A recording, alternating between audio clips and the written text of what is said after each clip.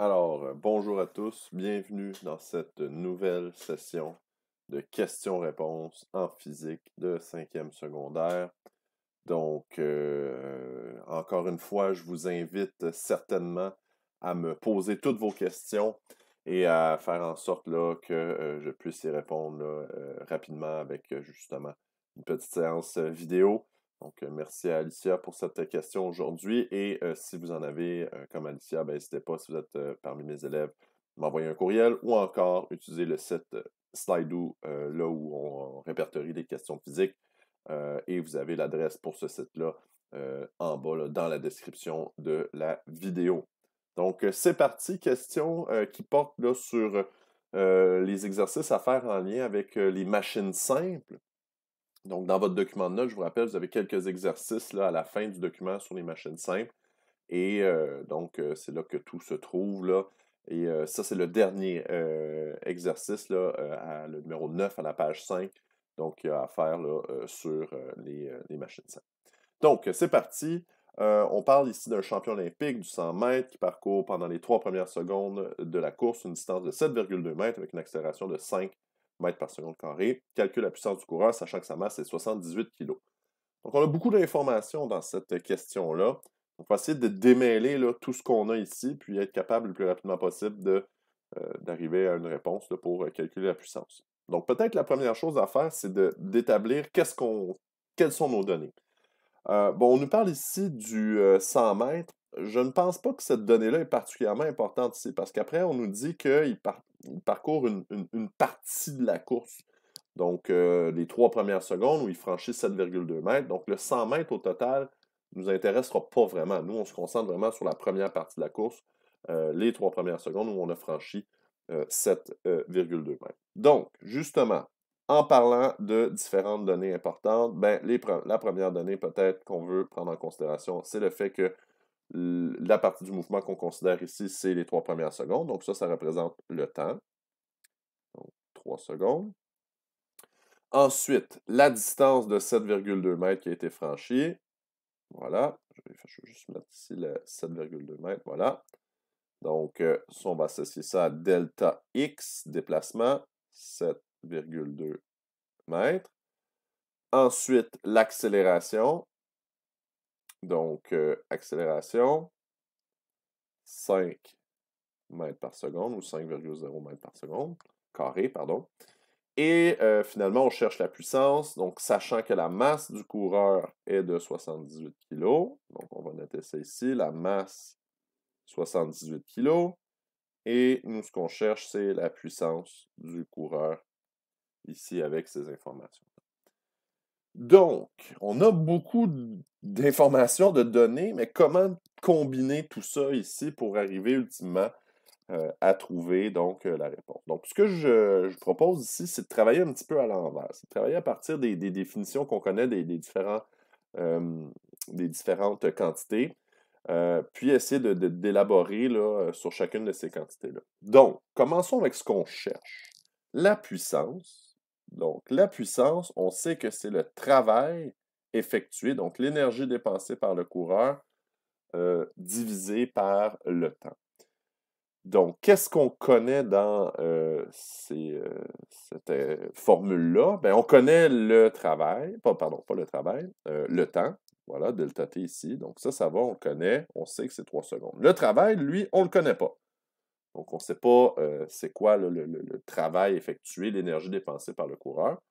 Donc, on va mettre ça de côté pour l'instant. Et on va se poser la question, justement, comment est-ce qu'on calcule ça, le travail? Donc, le travail, il y a une formule pour calculer le travail. Donc, c'est la force déployée par le coureur, parallèle à son mouvement, bien sûr, fois son déplacement. Et là, son déplacement, la force, on ne la connaît pas, mais son déplacement, on le connaît. Donc, je vais mettre ici une autre couleur pour associer là, au déplacement. Donc, on va mettre delta x ici bleu. Donc, le delta x, ici, on le connaît, c'est 7,2 mètres. Mais la force, on ne la connaît pas.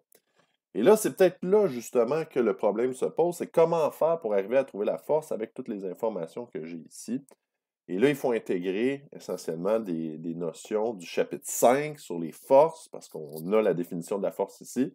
Donc, quelle est une des façons de calculer une force? Ben, c'est en utilisant la deuxième loi de Newton. La deuxième loi de Newton nous dit la force est égale à la masse fois accélération. Et ce sont deux données qu'on connaît. La masse du courant, on la connaît, son accélération, on la connaît également. Donc, pour calculer la force, donc la force totale appliquée sur un objet, deuxième loi de Newton, c'est égal à sa masse fois son accélération. Donc, la masse, on la connaît. Ici, je vais associer ça à rose. Donc, masse ici, on connaît cette information-là. Et l'accélération, on la connaît également. On va l'associer à jaune.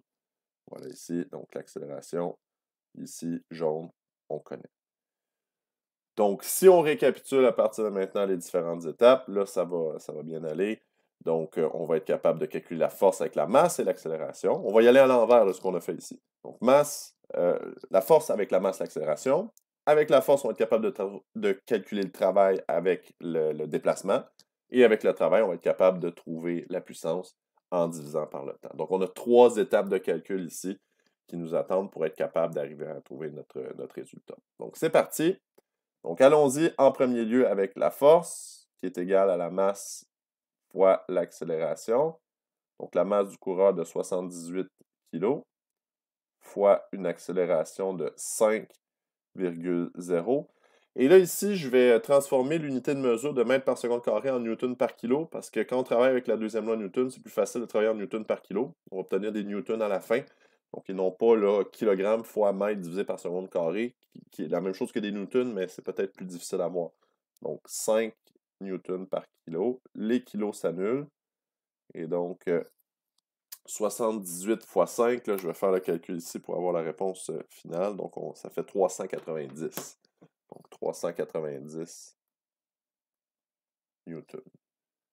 Voilà. Donc, ensuite, deuxième partie du calcul, je vais mettre les étapes ici. Donc, ça, on a dit que c'était 1, 2 et 3 dans l'ordre inverse qu'on a, si on veut, défini nos étapes. Donc, c'est de calculer le travail. Le travail est égal à la force parallèle au mouvement fois le déplacement. Donc, la force, on vient de la calculer, c'est 390 newtons, fois un déplacement qu'on connaissait déjà, donc 7,2 mètres. Donc, voilà. Et avec ça, si on fait 390 fois 7,2, donc on obtient un travail de 2808 joules, donc des newtons fois des mètres. Je vous rappelle, ce sont des joules. Donc, newton fois mètre, joule, 2808 joules. Donc, voilà pour ça. Et dernière étape du calcul, je vais me placer ici un petit peu plus haut pour qu'on puisse bien voir. Donc, ça va être de calculer la puissance, donc en faisant le travail divisé par le temps. Donc, le travail de 2808 joules divisé par le temps c'est 3 secondes. Et on devrait obtenir ici la réponse, voilà, donc de 936 watts. Notre réponse finale, la puissance générée par le coureur, 936 watts. Évidemment, c'est une réponse tout à fait théorique parce que dans la vraie vie, là, il y aurait des pertes d'énergie en frottement, la chaleur dépensée par l'athlète qui court et puis tout ça. Donc, évidemment, ce n'est pas une réponse là, qui est nécessairement tout à fait en lien avec la réalité. Mais bref, tout ça pour dire qu'on a été capable, avec nos 3 étapes de calcul, d'arriver à trouver la réponse. Donc, voilà pour cette explication.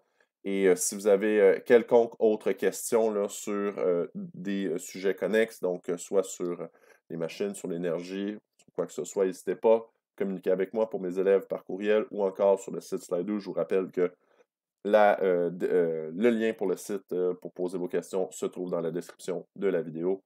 Et sur ce, on se dit à la prochaine.